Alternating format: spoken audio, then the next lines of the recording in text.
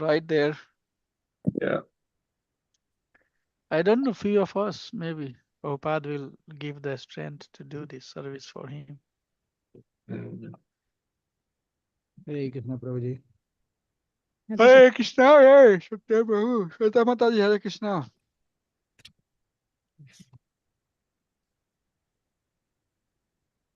Let me share my screen now. Devotee, please let me know if you can see the screen. Yes, Prabhuji, we can see that. Yeah, we can. Okay, we'll chant the pranams mantra.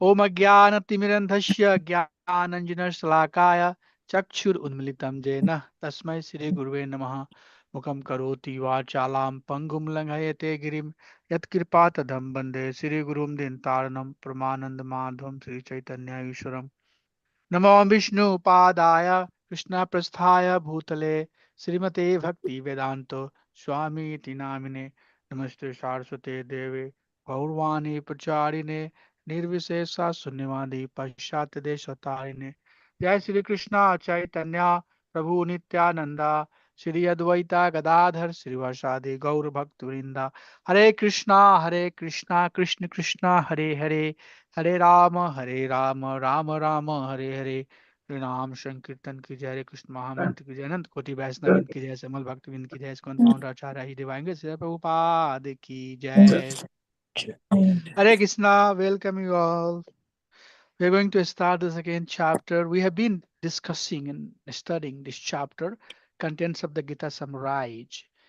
And this chapter is titled as Contents of the Gita Summarized because it tells almost all three principal elements that is discussed in the Bhagavad Gita. So can somebody tell me what are the three principal elements or subjects that are discussed in the Bhagavad Gita? What are Sambandha, those three? Huh? Sambandha, Priyojana and okay. So Karma Yoga, Bhakti Yoga, and Jnana Yoga, Prabhuji. Yeah. Karma Yoga, Yoga and Jnana Yoga. Jnana Yoga, and Yoga. these three things. Bhagavad Gita has these three things discussed. Okay.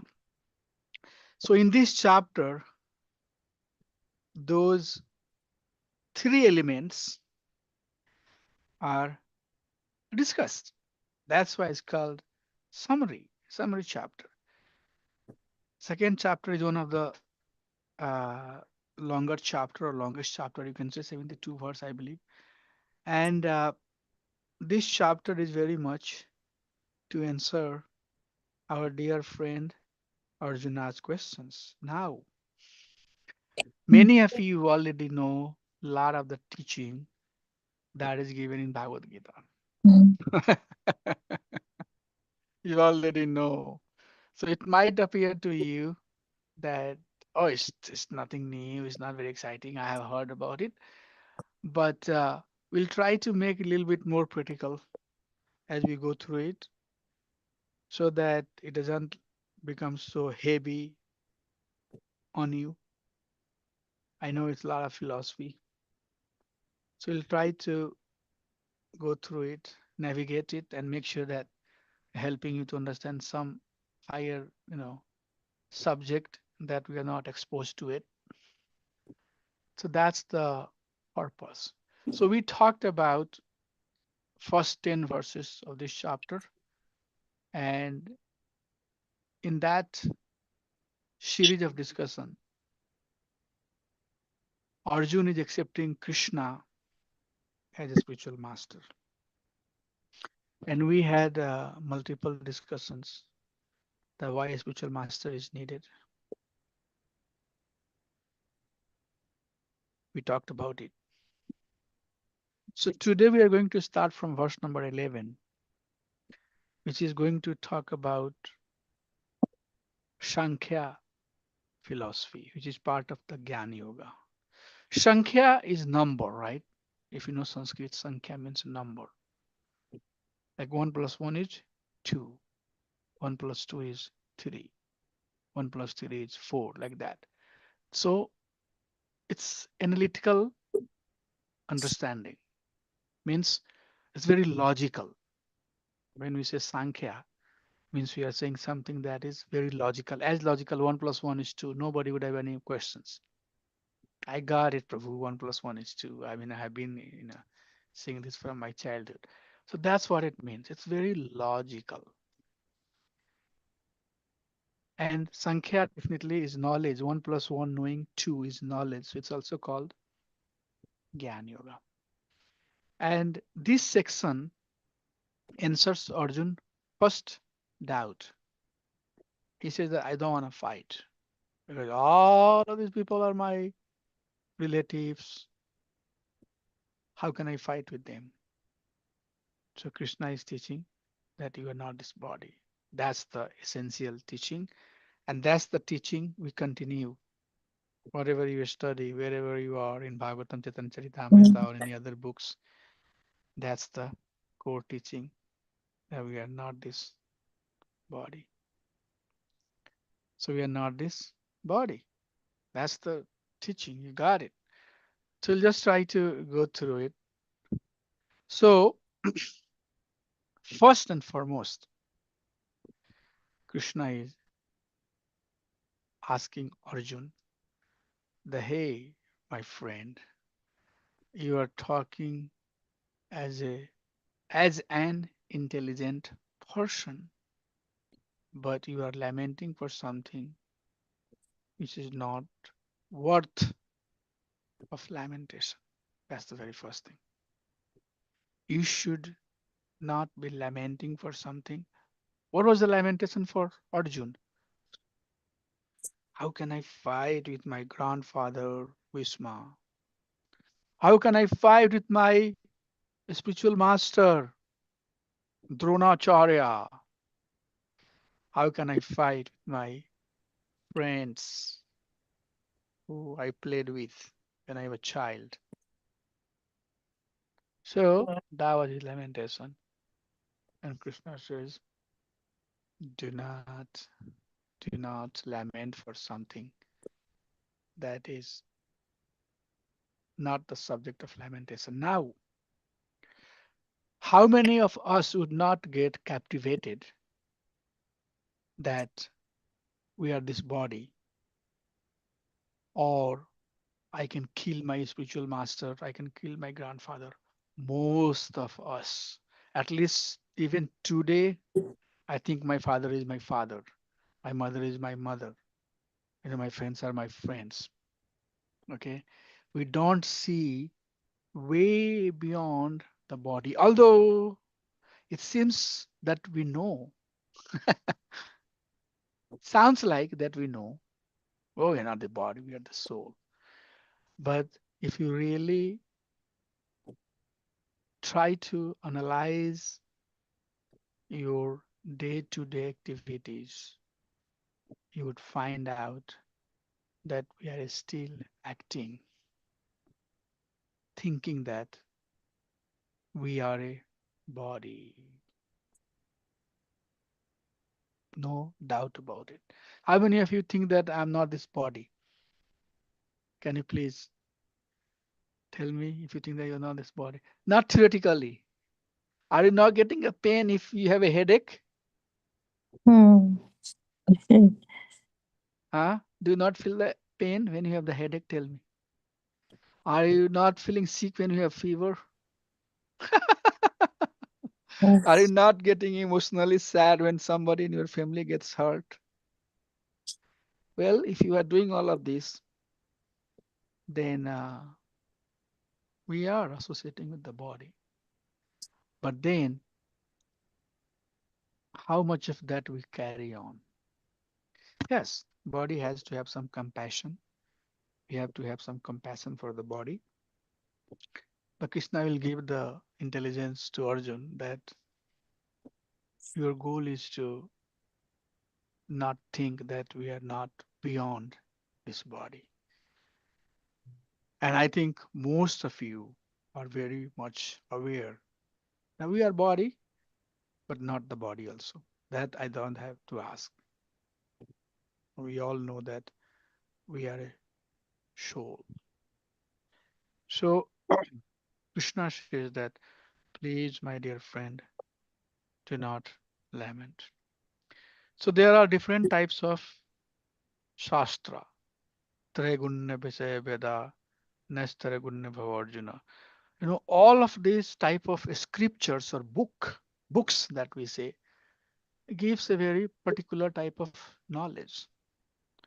So if you study science of economic development, Arthashastra, then it will talk how to make more money, right? Most of our so-called education that today we have, although it's not literally Arthashastra, but it's giving the livelihood by which we can make the life better, work something for making our life better. So that is Artha. And then there are books, scriptures that talks about dharma. And dharma, artha and dharma. So people are working for artha and people are working for dharma. Some ritualistic activity. Dharma here literally means rituals, giving water to forefather, doing yajna to please demigods because we are getting rain from them. So there is some obligation, right? So this type of obligatory duty falls under Dharma Shastra. And that is also the subject of the Shakam Karma. We'll talk about it. But this discussion that we are going to see is going to be called as Gyan Shastra. It will give us something that might not give us some financial gain or not something that is ritualistic activity, but it will take us beyond that. It will give us the knowledge of who we are. So Krishna continued and he says that there was not a time that I did not exist. For sure, God is eternal. We were talking in the Bhagavad, Krishna is eternal. But he says, same applies to you also. There was not ever a time that you did not exist. Well, I existed? I don't know. I don't know anything beyond my birth.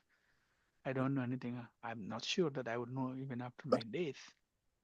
Krishna is saying that there was time that you were here. All the time you were here, and all the time you would be here. And all of these kings would be here. So then what will siege? What will siege is their bodily identity. And then he says, Yasminatha dehe kaumar garam jara tata dehantar paptam dhirastat namuyati. Very powerful verse. That is the example that as boyhood turns into youth and youth turns into adult and adult turns into old, the same body is going through transformation. Likewise, when this body becomes pretty old, then we leave this body and get into a different body. So this is called process of transmigration. Krishna is giving the process of transmigration. Now, all of us who are existing here, we have seen everything. You know, we have seen Prabhupada, or Prabhupada was here, we were here. We were here when Mahaprabhu was here. We were here when six Goswamis were here. We were here when all the great acharyas were here. But this life, we are thinking and talking about them. Previous life, we did not. We did not think, we did not talk about them. We didn't know we are, but we were here. So Krishna says that you should not worry too much about this personality because they were here and they will continue to exist.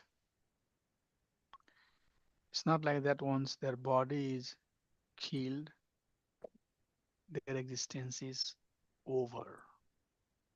That's not the case. I'll just give you the gist. Yes, Prabhu. And when I come to some very strong philosophical point, then I'll dwell and I'll little bit take you deeper on that particular philosophy. Right now is just the flow. Uday Prabhuji, what do you have? Yes, Prabhuji. This is a very thought-provoking topic that you are taking us through. So, in the previous verse, as we're talking about, this changing bodies is Yeah, natural, right? So, yeah, as part of that, so we all know that there are 8.5, 8.4 million species, of life. and uh, and we have been transmigrating not just within this body but within the species too as we evolved. So we all don't know what we were in our last life or a few lives before, or although our goal is to not have this body. That's why we all are here, and that's exactly what kind of Prabhupada and and that Chaitanya Mahaprabhu's mission is all about, taking us away from this bodily consciousness and We say reclaiming. reclaiming it, right? So now, one of the questions that comes up whenever we talk about this philosophy about 8.4 million species of life, then how can we interpret that what were we previously, and why did we even get this human body? So what is that so why was Krishna so merciful to give us this human body instead of some other body? So how to logically link our past with present so that we can plan for the future? Yeah, so this is a very technical questions, and the answer is given in Srimad Bhagavatam. So I might have to uh, give a separate presentation to walk you through why, Okay. but it's very important that you ask why we have this human form of body. And just to touch upon a little bit, in Nectar of Devotion, Rupa Goswami gives some idea. And one of the point he mentions is it's Agyat Shwikriti. Shwikriti means mercy. Agyat means unknown mercy. And I can give you some example of how that how that work. So, like for example, we are in the temple making feast, and when we make make the feast, devotees are coming, they're taking prasadam, and then there are some leftover remnants in their plate that they trash it, and that is eaten by birds, street dog, cats, and they get the mercy. So it doesn't matter what form they have, they suddenly get escape and they get the chance to come to human form. So human form is the form in which or by which through which one can perform devotional service. So when we have enough credits, then we come to the human form. Also, that's one way. The second way is when we are engaged in performing our dharma, just dharma. So, like for example, you would see that people will do, so many ritualistic activity, and in that, they will chant the name of Vishnu, but not no, they have no affection. They don't have devotion for Vishnu, but they are doing as a ritualistic activity. They get the benefit to do the bhakti of Lord Vishnu because they have chanted the name of Vishnu. So some of the ritualistic activity that we have done, that brings us here. Another explanation is that we have done partial devotion. Sunichaiva Sopakecha, Suchi Nam Srimate Gehe, the fifth chapter of Bhagavad Gita. Krishna says that even if you have done little bit bhakti, Sulpam api dharmasya trayato na mato bhayat, even if you have done little bit bhakti, will give you the opportunity to do more bhakti. So maybe all of us are little beyond Agyat Sukriti. We have human form. At the same time, we have an opportunity to do bhakti. That means all of us were devotee in previous life. Maybe we didn't perfect our devotion, but we have done some bhakti. That's why, you have Suchinam Srimate Ge. Krishna gave you good birth, good look as a human, good education, and beauty, and give you all the facilities so that you can now do the bhakti. So there are multiple definitions and process given by which we come to this human form of body. One of the explanation is that through the process of transmigration, when we are not getting any opportunity and keep on and going from one life to another life, unless and until we come to the life of monkey, tiger, and elephant, after elephant, you become tiger, you become human, or after monk, cow, you become human. That's also one of the understanding. So these are the process that's given. So does not matter now how we come to human form. We should not worry too much about how we came to human form. You have asked a very question, what is the future forward? And future forward is that bhakti.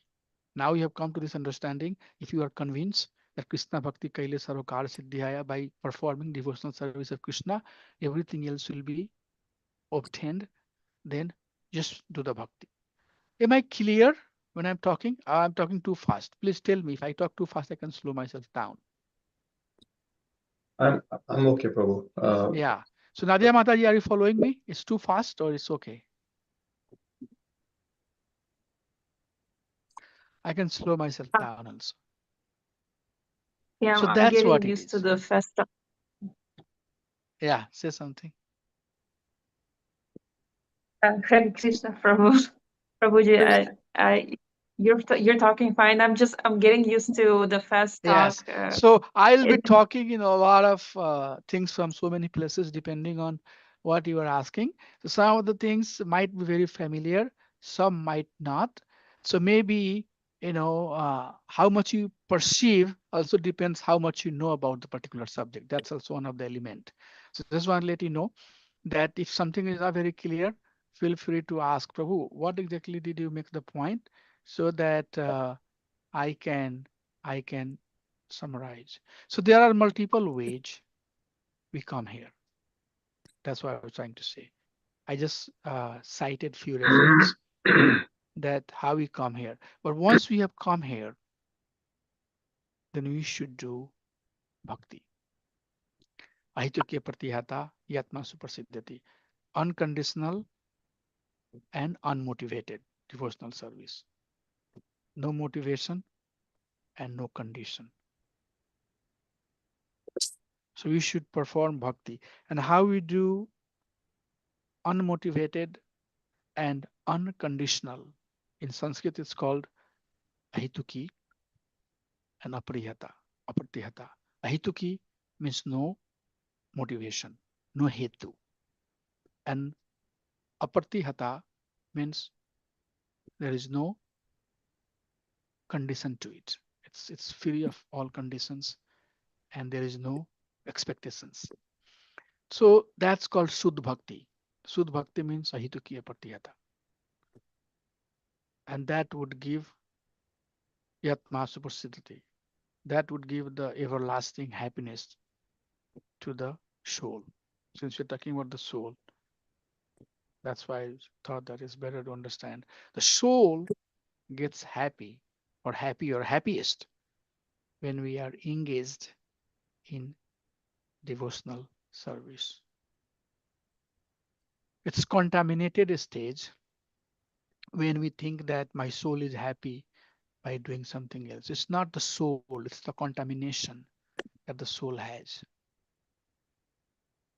When we identify, that's why it's very important to understand that we are not this body, because bodily understanding is contamination.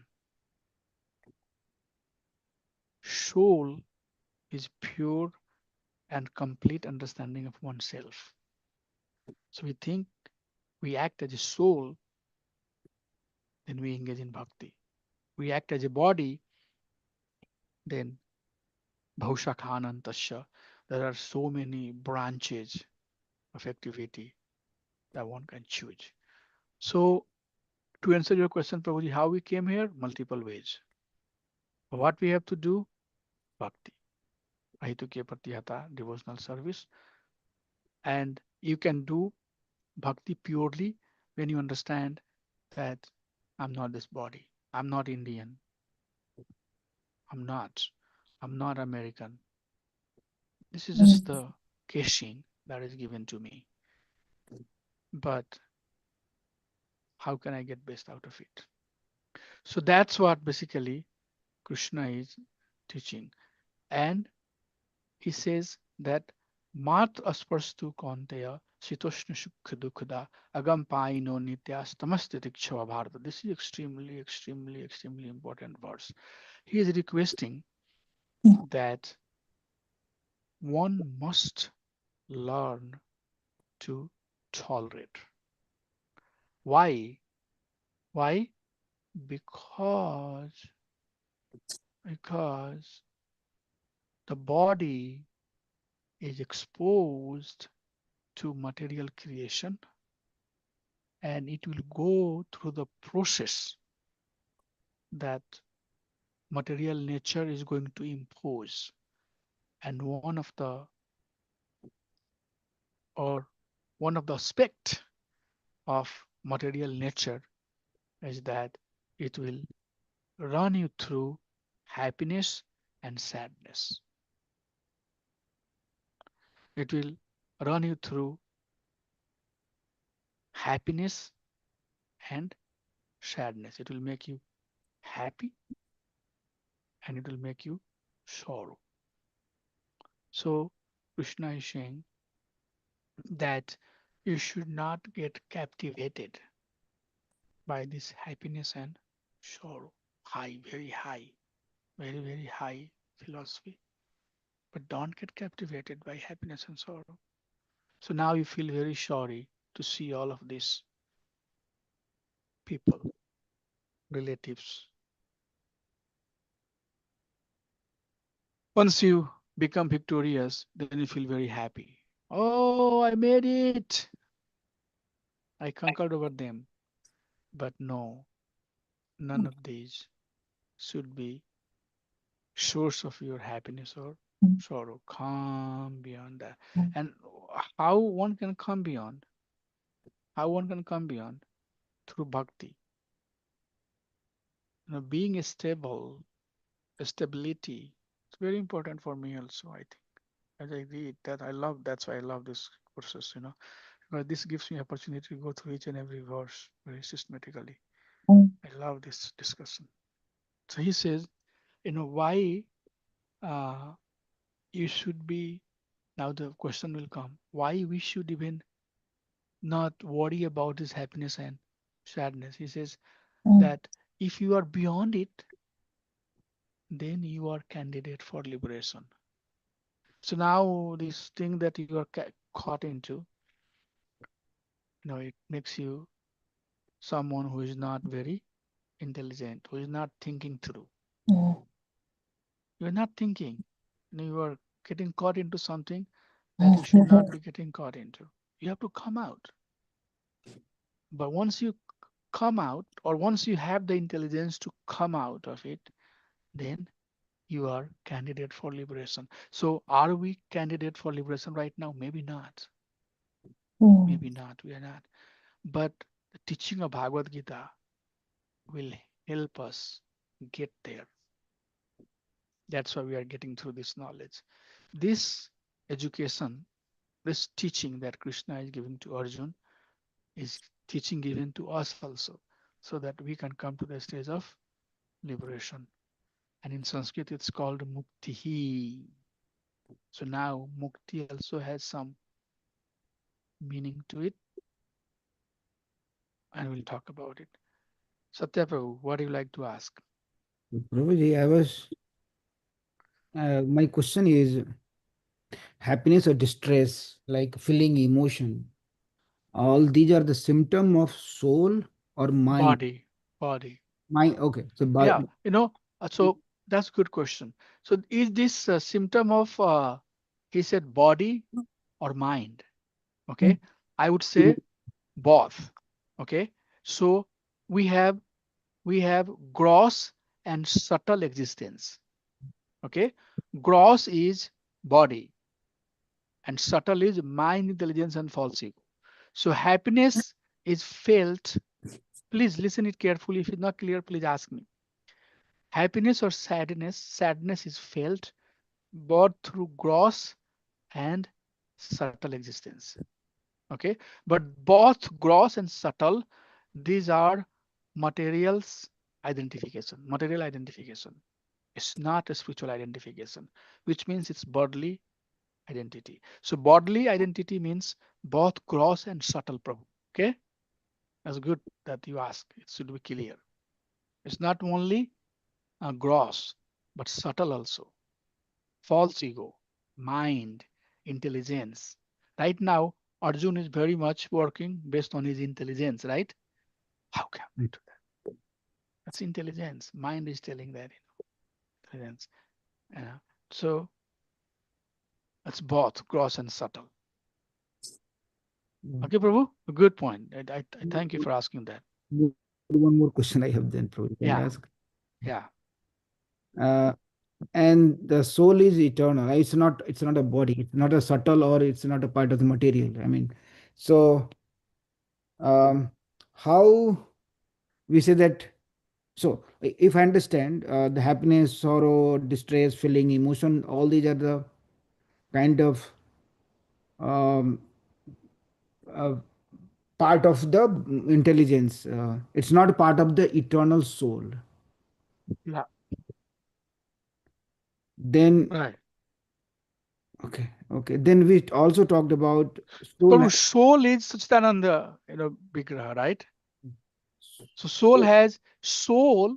This is very, I don't know how much you can understand, but let me tell you. So body is asat, and soul has the quality of Satchitananda Vigraha, Satchit Ananda. So what is Shat? You know what is Shat? Eternal, eternity. Okay, and Chit is knowledge, mm, and Anand is happiness. So when we understand that we are the soul, then eternity, knowledge, and happiness. These three things becomes our identity. We are we think that okay, we are eternal. Soul is eternal. Eternity is the nature of the soul. I'm not gonna die. I'm not this body. Okay.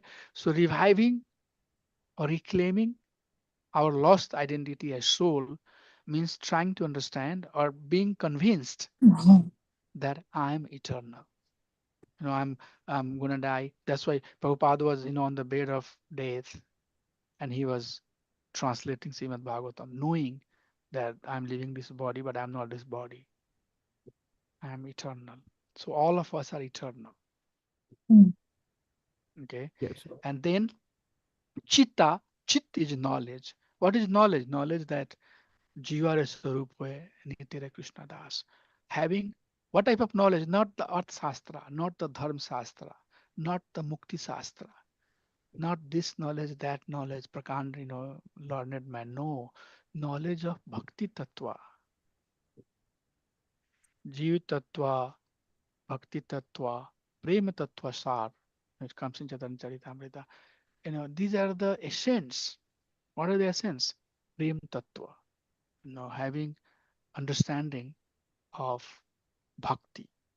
Just let's put it as a bhakti for now. Later I'll expand it.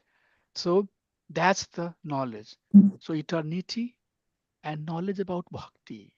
All of us are here. We are reviving our knowledge about bhakti. How much we knew about bhakti? None. None. I can tell you. At least I didn't know anything.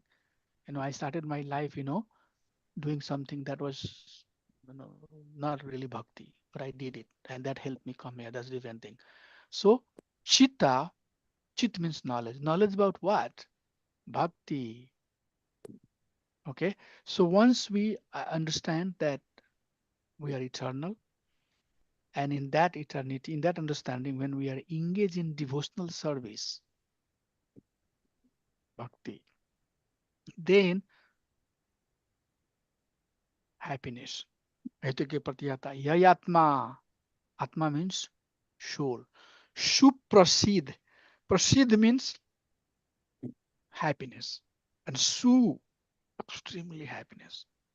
Suprasiddhati. Very, very happy. Very, very happy. Very, very happy. So sometimes also, if we lament, lamentation is sign of inferior understanding.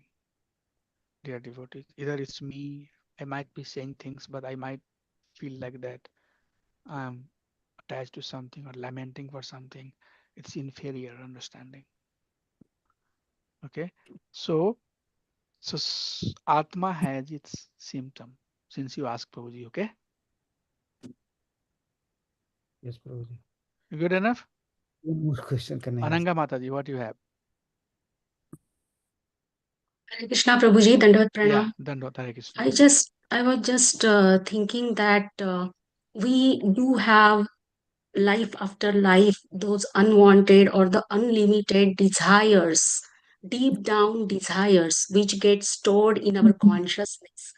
And because Yeah. of that, actually, we are changing our body life Yeah. after life, mm, because we want to fulfill those desires. Yeah. And by the free will of the Lord helps us, and that is why we get this birth and death, and this cycle repeats. But Yeah. then these desires, where do they get stored? As you said, that our soul is Satchit Anandamayi, means it is a eternal knowledge and happiness together. That is the attribute of our soul. So when we talk about the consciousness, is it a chit? Is it a knowledge? How those desires, our deep down desires, gets carried with our soul, and then depending on that we get the birth. So Yeah. So Kapil Dev answered that to Mother Devavati in third canto of Srimad Bhagavatam. That's called Sankhya Yoga. So Mother Devavati is asking that, similar to you and Uday Prabhu were asking that, why, where I'm going, why I came here, what is the path, how this process works. Then Kapil Dev is saying that there is gross existence and then there is subtle existence. So you make money, you work very hard, but where is your money? It's in the bank, right? mm, So your wealth is deposited somewhere else in the bank account, right? That's what it is. Most of our wealth is in the bank account or somewhere it's deposited. So likewise, when living entities are acting, they deposit everything to mind, intelligence, and false ego, because those are subtle. the So subtle body, yes. yeah, subtle body. So as you deposit your wealth to the bank account, similarly, your actions and reactions, your desires are being deposited to mind, intelligence, and false ego. So gross body, when you leave this body, gross body is finished, but Yes. subtle existence continues. So whatever you have earned is deposited to your subtle body, which is mind, intelligence, and false ego. And next life you get based upon whatever you have deposited to your account. That carries on. That we sometimes call it karma and reactions. And oh, my previous life karma, this and that. People say that, right? That's the concept. So that's how you carry over. It's carry over through mind, intelligence, and false mm, ego. So the process of purification is basically that while you are acting, purify your desire so that you deposit Krishna consciousness to your false ego. And false ego, mind and intelligence, when it deposited by bhakti, then those also gets purified. So there is neither gross existence and nor the subtle existence. Gone. Through the bhakti, both gross existence and subtle existence are purified. There is no existence of yours except the soul. Okay, so there are three things: your gross, your subtle, and soul. If you are engaged in karmic activity, mundane activity, then all of that desire is deposited to mind, intelligence, and false ego, which are subtle, and then soul is captivated by this and takes the body because you still have the desire. Soul still has desire to enjoy, continue. So Atma merges with these three things, subtle body, and continues. But Okay. when body is engaged in devotional service, then your deposits are bhakti that you do to mind, intelligence, and false ego. So that bhakti dilutes this subtle. So subtle is gone and gross is gone. So only soul remains. And soul Yes, is that you're completely in the stage of Satchidanand. They'll say that there is nothing, there is no contamination, and it will go back to Krishna. So that's called process of transmigration. What we are doing as we are doing the bhakti, we are purifying our both gross and subtle existence so that we can revive ourselves as a soul.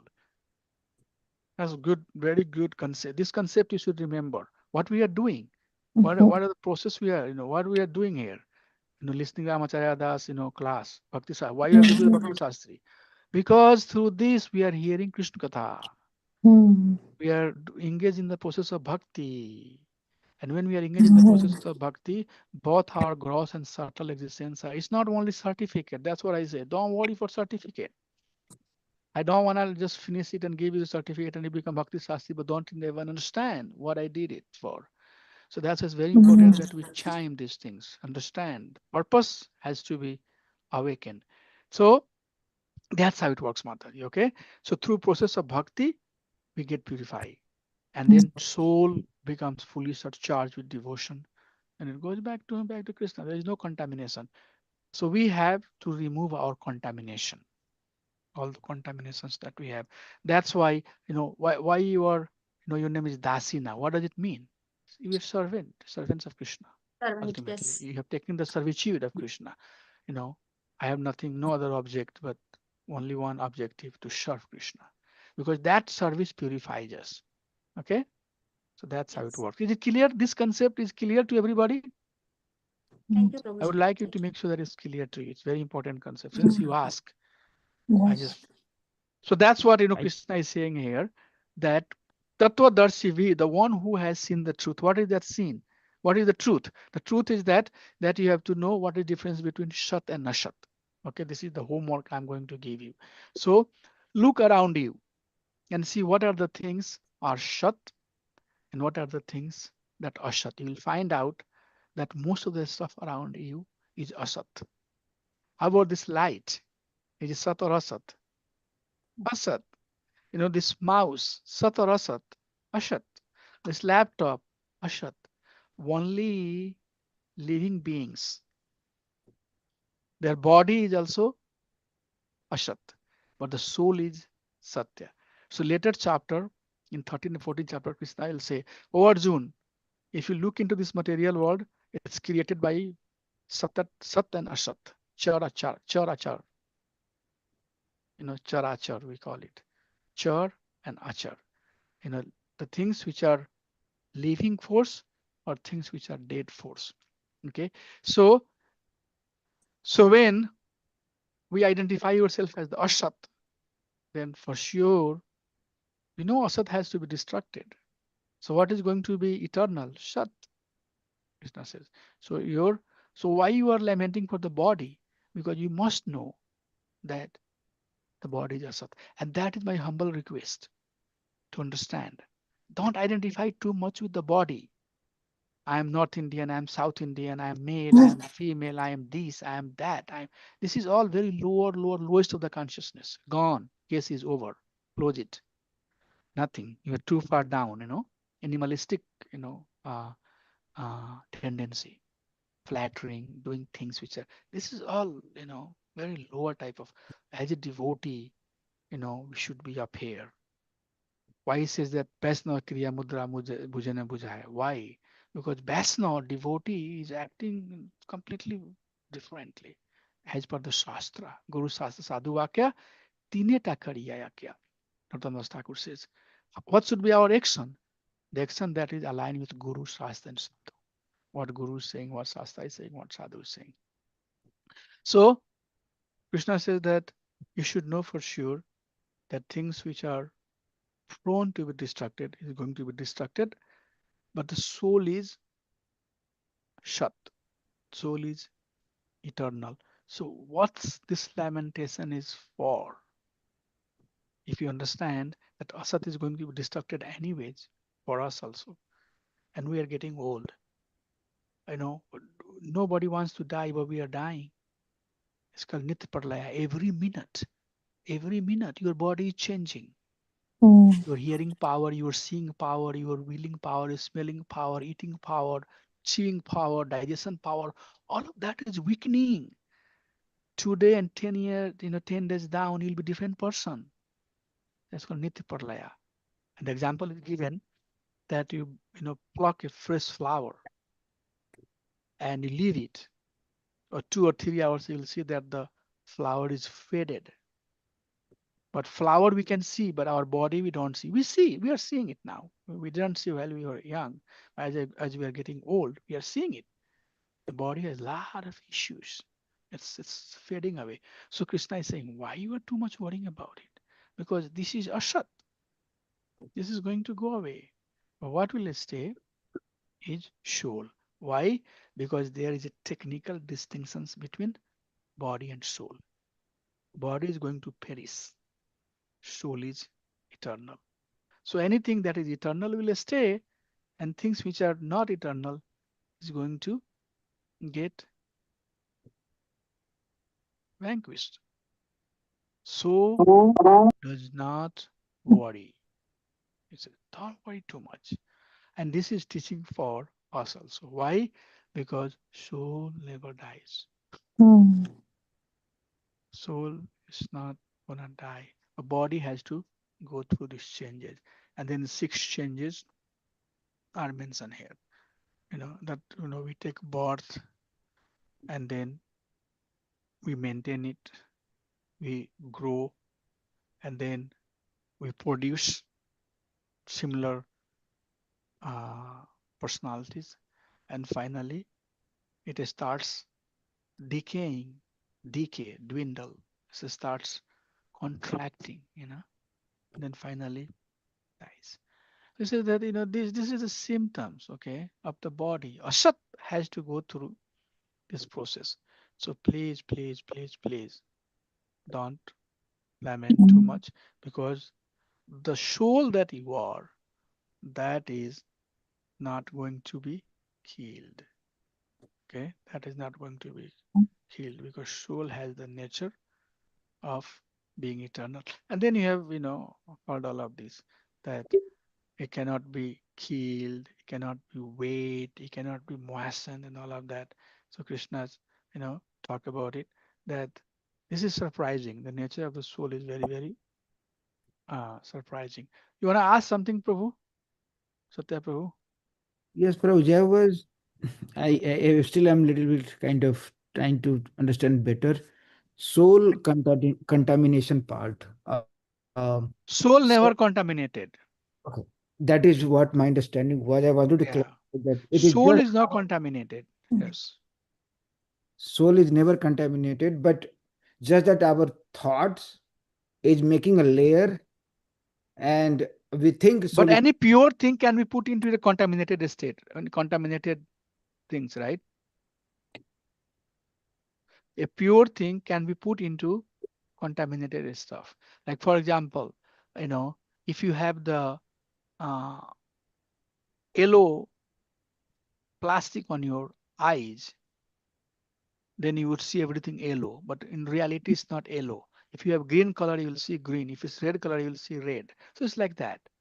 The eyes have power to see things as it is, but since you have red color or arrow color or green color on your eyes, it's making you look red, green, or yellow. RGB, that we call red, green, blue. So it's like that. So soul itself is pure, but it can have the association of impure element, and it will identify as being impure. That's what you are asking. But please continue. What was your question, Prabhu? Yeah, so no, I think I might have heard something incorrectly. So I noted down some note, and so I noted down like soul has a contaminated soul. I mean, it get contaminated, but looks like soul never get contaminated. It is just that our thought process, our intelligence or mind has a kind of bad association or bad kind of activities. Through that lens, we are thinking soul is contaminated. Is that correct? Yeah, it's on our understanding. Yes. Okay. We think. I said that, and I give the nice example. This is the example Prabhupada gives also. That is illusion. Okay, illusion. And another beautiful example that that is given by Shastra is this rope. If you have rope in absence of light in the darkness, it appears like snake. So rope in darkness appears like snake, but in reality it's rope. But why it appears like a snake? Because there is absence of knowledge. Okay, so it's like that. We are the soul, but it appears that we are the body. Why? Because there is lackness of knowledge. That's why one of the saying is tamso ma jyotirgamya. Let me go to the light. What is that light? Not that you go from dark room to outside and sunlight. No, that's not the light here. Tamso ma jyotirgamya means let me go towards that knowledge that will help me understand who am I. Okay, so it's like that. It's just the illusion. Okay, but the way we understand personalist and impersonalist, there are the same example is given by impersonalist also, but they say that you are the Bhagwan, but due to absence of light or knowledge, you think that you are the soul or you are the body. Okay, but once you have the knowledge, so they also do bhakti. They also seems to be very devotional. That's why Prabhupada said, Mayavadi sune, Mayavadi bhasya sune, paile sarvanas. Now this is a little bit higher, but please let me explain it why. The difference is that they also read Bhagavad Gita. Okay, and they also seems to be doing things that will make you feel like that they're very devotional. The close eyes and so much chanting and Bhagavad Gita verses, but their understanding is completely different. Okay, and what is the difference? I'm telling you. So this knowledge that we are talking about, bhakti, when that awakens, then we know we are the soul and we are fully situated in the devotional service of Krishna, bhakti of Krishna. But they think that we become Krishna. Okay, but that's different subject. Can you repeat that again, Prabhuji? So the difference between Mayavadi, there are two schools of theology, personalist and impersonalist. Personalist thinks that personally, not thinks, but is given by acharyas. It's based upon time, place, and circumstances. these teachings were given. So personalist thinking is that we are a person and Bhagwan is person, and the relationship between these two persons are bhakti. Through bhakti, one person is in relation to another person. That's personalist understanding. So we are person and we are doing bhakti so that we can go to Krishna and serve him. That's personalist understanding. Impersonalist understanding is that it's illusion that we think we are a person. In fact, we are Bhagwan. So let's go through this process of bhakti so that we can get the knowledge that is needed so that we become Bhagwan. Did you see the difference? Yes, and this is Achinta Ved Ved Tattva Vishisht Advaita. This is a different topic, and we'll talk about it. We'll talk later once we get to the nectar of devotion. We'll talk about some of these things. But for now, I would like to humbly request you to see the difference. Okay, so we are doing bhakti not to become Bhagwan. We are doing bhakti to become servants of Bhagwan. There is no difference, by the way.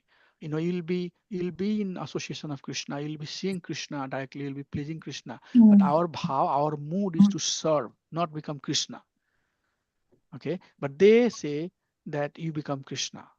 You merge into Krishna and you become Krishna. So that is the difference. I don't know how I got into that route, but this is the difference, in the school of theology. So yes, Uday Prabhu, you have something? Probably. Another fundamental question on this topic of soul. Yeah, So in our philosophy, we believe there's a soul in every living entity. Doesn't matter it's human, yeah, plants, animals, and everything. But in some other faiths, they don't consider soul. They think soul just belongs to humans, and all the other entities don't have. yeah, yeah. So how can we explain this to other faiths? Because as part of preaching and book distribution, we do meet with different faith people from different faiths. So how can we logically explain them this? I Is my mean, unless and until they are ready to hear you, you cannot. Unless and until they are ready to associate with you, you cannot. That's why we have to do the preaching. Unfortunately, that's the situation. Like for example, Brinda Sundari Mataji, she is American and she is coming to this course. So she is letting us talk and she is hearing. Although, I mean, they are the one who got it first and we are hearing from them. Like on Nadia Mataji, they are hearing, right? So now they are hearing, then they understand what is right. And once they start hearing, then they understand things as it is also. But unless and until Prabhu, somehow or other you convince somebody to associate with you, hear what you hear, believe in what you believe in, there is no way. The best thing is that, give them the food, give them prasadam, be kind to them, be friendly to them, so that they get some agat sukriti. And maybe, next life or life after life, at some point, that thing will work with them. But unfortunately, there is nothing. Prabhuji, I feel that sometimes if people have lived with animals in a loving way, sometimes they start realizing those things. Like for example, Yeah, people who yeah, have yeah. dogs or thing not for like food, eating them as food, but like when they're loving it, Yeah, no, they no, that is 100% correct. In fact, one of the reason, and Brinda Sundari Mataji can talk about it. One of the reason that American people like to have the pet, you know why? Because they are very alone, lonely, and they need somebody to interact. So who is that somebody? The easiest one, without demanding, just give them some food, not asking that, I'm going to be half of your wealth and all of that. It's paid. And then they share their intelligence and yeah. So what you said is right. It's not something uh, that they don't know. But again, do they accept or not? That part I don't know. I don't know if they accept that they are the soul. So since you are asking about it, I was trying to pull my presentation, but I couldn't find out. But let me tell you, okay, to answer Uday Prabhu's questions. There are 5 types of consciousness, okay? But for now, just make a note. There are 3 types of consciousness. Just make a note. I'm giving the technical term. The very first one is anavarita consciousness. And anavarit consciousness is, anavarit means cover. There is consciousness, but it has higher degree of covering. And that are all the plants. All the plants that you see, according to Vedic teaching, they are soul. But their consciousness is covered. They don't express it's summer or it's cold. They are outside going through Sukha Dukkha. They are not, really affected by happiness or sorrow. Their consciousness they cannot express, okay, but they have the consciousness. How to know that? There are many plants, they open up when they see sunlight, they close up when sunset happens. There are many plants, when you plug it, you'll see that the sap comes out of it. So plant does have, there was one scientist in India, botanical scientist. What was the name of Jagdish Ghosh or some Ghosh? What's the name of the scientist, Prabhu? From Bengal. Jagdish Chandra Bose. Jagdish Chandra Bose, Yes, he did. yes. Yeah. So he did research and he said that, plant have life. This technical way. Okay. Yeah, Jagdish Chandra Bose. Thank you, Mataji. So, so, uh, so that's anavarit consciousness. Okay. Anavarita means cover. Anavarita means cover consciousness. Higher than that is Sankuchita. Sankuchita means contracted, partially exhibited, not fully exhibited, but partial exhibition of the consciousness. And that is animal, all the animals, like tiger. If you kill the calf, tiger will cry. If you kill the calf, cows will cry. And they have affection. Monkey, you see how much they love their babies. So they express their consciousness up to some extent, not fullest, but some extent. They express their consciousness. They talk.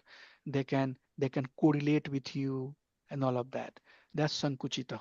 So anavaritaha, sankuchitaha, and third one is mukulitaha. Mukulitaha means developed consciousness. Okay, and that's human being. That's so human being as such is advanced consciousness. You can express. Doesn't matter you are atheist or you are theist. You can say, I don't believe in God. But if you have some sorrow, you can start crying. You can tell, Uday Prabhu, I'm very unhappy today. I'm very sad today. I'm not feeling good. Something happened in my family. You can express your your emotion. Okay. So these 3 consciousness, anavarita, sankuchita, and mukulita. Now, this mukulita has 2 steps since I'm talking about it. The first one is Bhiksita. Bhiksita means advance. So now this development has come to the stage where we are looking for something else. And there, Gyan or Sakam or Niskam or Astang Yoga or Brahman or Paramatma, Prajakumari, this Prajakumari, all of that happens, okay? Because you are looking for something higher. And whatever at that point is convincing you, you are convinced with it. And you are thinking that I am Bhagwan, I'll become Bhagwan, Daridri Narayana. This is all Bhiksit, little bit higher than ordinary. Okay, so that's Bhiksita. But the last one and fifth one is Purn Bhiksita, completely developed. And completely developed are Vaishnava, the one who thinks Ishvara, Krishna, Sachidananda Vigraha. Param Ishwar is Bhagavan Sri Krishna, he has a form. That's according to Shastra is the Pun Viksita. Okay? So that's how you see consciousness have gradation. It has a grade. Anavritaha, Sankuchitaha, Mukulitaha, Viksitaha, and Pun Viksitaha. But for now, you can consider that there are three consciousness. Okay, any human beings are the advanced most of the consciousness, but but even among the human being, there are some who are very advanced. Very advanced are those who are believer in bhakti process according to Shastra. Okay, so Prabhuji, if you are a human being, but you're not looking towards anything, you're just living your life so that you can. Is make it that part of Dikshita also or not? Mukulita, yeah, develop. Yeah. So human being, if you are just, not doing anything, just, living your life as such, no concern about anything, or maybe charity, philanthropy, those type of things. Those are all, developed. You have some advanced consciousness. It's just ordinary human being as such is Mukulita. But when you start asking, who am I? Atsto Brahm Jigyasa, what is the goal of the life, and then you start doing some process, hitting some tapasya, ashtanga yoga, all of that is bhikshita, not completely developed, but bhikshita. No, you are now looking for something higher. But when you come to find that Krishna is the source of everything, Param Bhagavan is Sri Krishna, and then you engage in the process of devotional service for Krishna, so all of you are on the path of becoming purna vikshita. We are not fully, we call it advanced devotee. Have you heard this word, Mataji? No. Very advanced devotee. You see, advanced is Bhiksita. Right. So we don't know the lakes. We just use the term advanced devotee, but advanced devotee are the one who are completely matured and fully surrendered to Krishna, knowing that Krishna is the source of everything. Okay. That's what basically Krishna is uh, teaching to Arjuna. He says that there are people who are looking in a very analytical way, and he called them Sankhya Vad. And then he used another term I wanted to share with you, Drishti Srishti Vad. Okay, Drishti means see. Okay, and Srishti means this material creation. So, Drishti, Srishti, Vad, this philosophy says that living entities are visible. We all are, right now being seen. I have a form, I have a form now. If somebody will say, who is Ramacharya? Somebody who looks like this, maybe in 50s, like this, like that. So, it's something you can see, but this seeing is not the truth. Okay, so Krishna is saying that what you are seeing, is it's not the ultimate reality.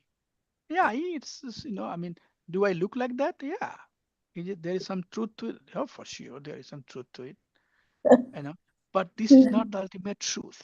Okay, so Krishna said that this is not the ultimate truth. There are some more truth to it, and the more truth is that Jiva Swarupanita, he is his soul, and if he engage in devotional service, then he will come back to Krishna. So we are not trying to basically get so much captivated in drishti srishti. Whatever I'm seeing, that's the reality. People say, this is a reality. Whatever, and people, it's not just uh, a statement. People do think that there is no life after this life. Vindasudhi Mataji, is that right or wrong? There are people who, yeah, people who think that, there is no life. When they die, they decorate their body. They put all the, essence, nice lipstick, good glass, all the fingers will be, nailed and, clean and all of that. Prabhupada said that decorating the dead body. What is the point? Before they put into the casket, they do that. All the decoration. Drishti Srishtivad. It's illusion that is created by these eyes. You know. So Krishna says that come out of all of this. Okay. Mm. Come out of all of this. Don't Mm. get too much captivated. One of our devotee, last statement, his name is Divyanand Prabhu. He's American devotee, one of the very senior devotee. So yesterday I was giving him ride, and I was going for Harinam. I said, Prabhu, this is a very good time that you and I are talking. What you would like to, what you would like me to do? Because His Holiness Badrinaran Swami Maharaj passed away, right? Yeah. Badrinaran Swami Maharaj is, one of the exalted devotee, very powerful devotee. I have seen him multiple Mm. times, multiple locations. I have heard him. Extremely intelligent, fully dedicated Prabhupada's man. He departed. Mm. So in that context, I asked that Prabhuji, and Maharaj was here. Maharaj was GBC for this place, and he was coming, and he had stayed here in our temple. So I said, Prabhuji, what is your, Mm. desire after departing your body? He said that, please make sure that my body get burnt. Mm. They don't put me in the casket. I would like to, get into the Panch Tattva, five element that we are made of. So after leaving this body, I want to make sure that, so make sure that they burn my body. They don't put me in the Yeah. soil, he said. I said, Prabhuji, I got it down. And if I'm on this planet while you leave this body, I'll tell this very strongly that Prabhu has told me that he should not be put into the casket. And then he started telling me all this story that, all Mm. that is stuff that's going on around. We are not this body, we are this soul. And I want to leave this body in a Vedic way, he says. That I want to leave this body in a Vedic way. So that's what it is. Yeah. Prabhuji Mataji. We don't want to get confused into seeing the things and thinking that this is the ultimate reality. Ultimate reality is much, much different. And that's what Krishna is telling to Arjuna. And we need to hear that, because this is what we think is the reality. It, and we'll talk about it, in next classes. So please don't take it in the wrong way, thinking that, we are not this body, we don't have to care for our body. What he's talking about? That's not the point. This is just the second or third class. We'll keep on building and we'll give you what is needed. But at least for now, we don't have to get confused with some of this artificial stuff that is more visible. Gross is more visible to subtle. You all can see gross, right? But you can't see mind, intelligence, and false ego. And Krishna says that when you purify, this is a very last statement. When we purify in our Krishna consciousness, we what is the advancement in Krishna consciousness? No, what is the advancement? The advancement in Krishna consciousness is seeing that others are not seeing. Okay, so Mm. everybody can see the body. This is gross. Anybody can see, but nobody sees mind, intelligence, and falsehood. Okay, nobody sees Atma. Nobody sees demigods. Nobody sees Brahman. Nobody sees Paramatma. Nobody sees Bhagwan. We'll talk about it. This is the gradation. How to know that we are advancing in Krishna consciousness when we are seeing that not nobody else is seeing. Seeing Bhagwan is the very subtle. That's why it's Paramatma and Bhagwan. We don't even know Paramatma, but the one who sees Bhagwan, like DT, saying that this is Mm. Radha Krishna, this is Krishna Balram. This is Mm. very subtle, subtle. This needs a lot of intelligence to see that these deities are Krishna. We'll talk about it. Okay. So seeing the subtlest, seeing something that we are not seeing is the advancement. And ordinarily everything everybody is seeing. So what is the beauty? If there is no qualification to see something that everybody is seeing, but seeing beyond the scene, that's what bhakti will do. It will make you understand Atma. Everywhere is Atma. Everywhere is Paramatma, Bhagwan. Like that. Okay. So Krishna is helping Arjun to understand those. See the things which are not normally being seen. Okay. So with that, I would like to give you a pause and see if there is any questions, anything that anybody would like to share or ask. Thank you. Prabhuji, one question. Yeah. So difference between consciousness consciousness and the soul. Like consciousness and the soul. The soul is eternal. Yeah, Consciousness is a, eternal too. oh, okay. So this eternal too. Then Yeah, what is the thin line between soul and the consciousness then, Prabhuji? soul has to get there, or through our bhakti, we have to get there. It's not, so we are, Prabhupada said, we are conscious of right now, husband and wife, conscious of body, conscious of name, fame, and recognition, right? Prabhuji. So we all are conscious of something that has not gone completely, or it will never go. It's just there. Living entity have consciousness, they are conscious of something, right? But real consciousness is when we are conscious of God, Krishna. Mm. So that transformation has to happen. If you are working at the work, you have the consciousness of making sure that everything goes good. If you have a diseased body, then you are conscious of your body. Oh my gosh, I have this problem, that problem, that. So there is always something, going on in the mind. We are always conscious of something, you know, but we have to bring ourselves to that stage where we are conscious of God and we are staying in that state all the time. That's what Krishna is saying. That once you come to that stage, then you are qualified to be liberated. And some of these things will come later also. So we'll talk more when it comes later. Mm. Mm. So consciousness has to be awakened. And once it's awakes, then it has to be stable. A stability, not like, four regulatory principle I follow for 4 days and 5 days I do gross thing and then I follow regulatory principle, then gross thing like that. That's like the day and night type of consciousness. It's kind of still not stable, fluctuating, sinusoidal, up and down. But coming to the plateau stage, where it doesn't matter whatever, I'll be at the feet of Krishna. I'll follow the teachings. So consciousness transforms, Prabhu. Okay. Sure, thank you, Prabhuji. Anything else before we adjourn?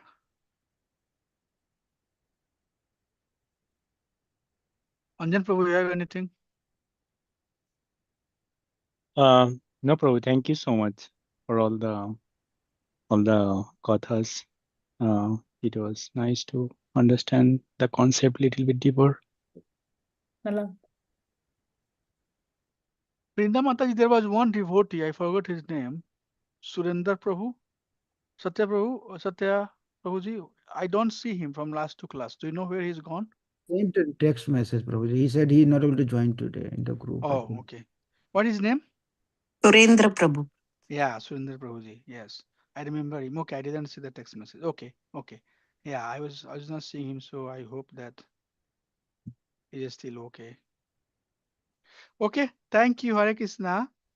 पंचकल्पातरुभ्यश्च कृपा सिन्धुभ्यैव पतितानां पावनेभ्यो वैष्णवेभ्यो नमो नमः अनंत कोटि वैष्णव बिंदु की जय.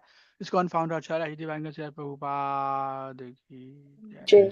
I'll see you all next Saturday. Thank you so much. Hare Krishna. Dandat pranam Hare everybody. Krishna. Hare Krishna, Hare thank you. Krishna. Hare Dandavat Krishna. Thank Hare you. Hare Krishna, Krishna. Thank you Prabhuji. very Hare much, Hare Prabhuji. Krishna. Hare Krishna. Krishna. Thank you, Dandat Prabhu. Hare Prabhuji. Krishna. Thank Dandat Hare you. Krishna. Hare Krishna. Hare Krishna. Everyone.